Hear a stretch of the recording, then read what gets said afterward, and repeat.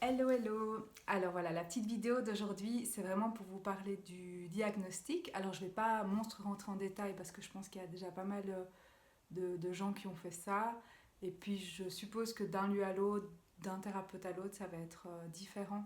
Mais en gros, c'est pas mal de questionnaires sur le passé, qu'on doit faire remplir aussi à son entourage, aux personnes proches, aux parents.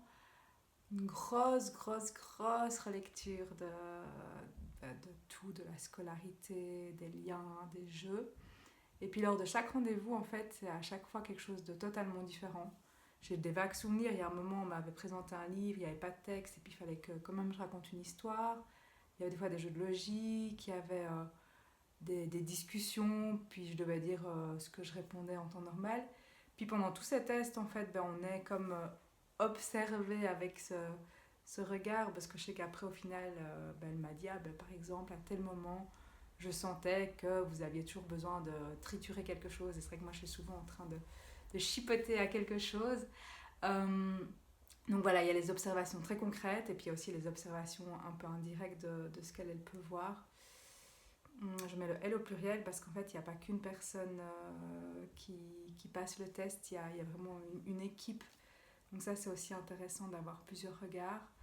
Moi, je me souviens que c'était très stressant parce que je ne savais jamais qu'est-ce qu'on allait me demander. J'étais toujours un peu dans ce truc faire juste ou faire faux. En soi, il n'y a pas de juste ou de faux, mais voilà, je me disais, mais c'est bizarre, pourquoi ils me font faire ça et puis à l'intérieur de moi, ça faisait, ah, mais moi j'ai pas envie d'être autiste, ah, mais peut-être en fait ça serait un soulagement d'être autiste. Enfin, y avait tout ça qui se jouait à l'intérieur de ma tête et je sortais des séances, mais j'étais épuisée. J'avais juste envie, c'était de dormir et de me reposer et puis je me questionnais aussi très fort sur à quoi ressemblerait la prochaine séance et comme c'est assez long, bah, il y a toujours un peu ce moment où on se dit bon bah c'est quand qu'il y a les résultats et puis voilà en fait le jour où on va pour les résultats bah, on se dit ah non non je suis pas prête je veux pas en fait. On peut encore faire quelques tests, enfin, il y avait vraiment cette ambiguïté qui était assez présente et ben quand j'ai eu les résultats ce qui était hyper intéressant c'est qu'elle a vraiment expliqué le pourquoi, qu'est-ce qu'elle avait observé.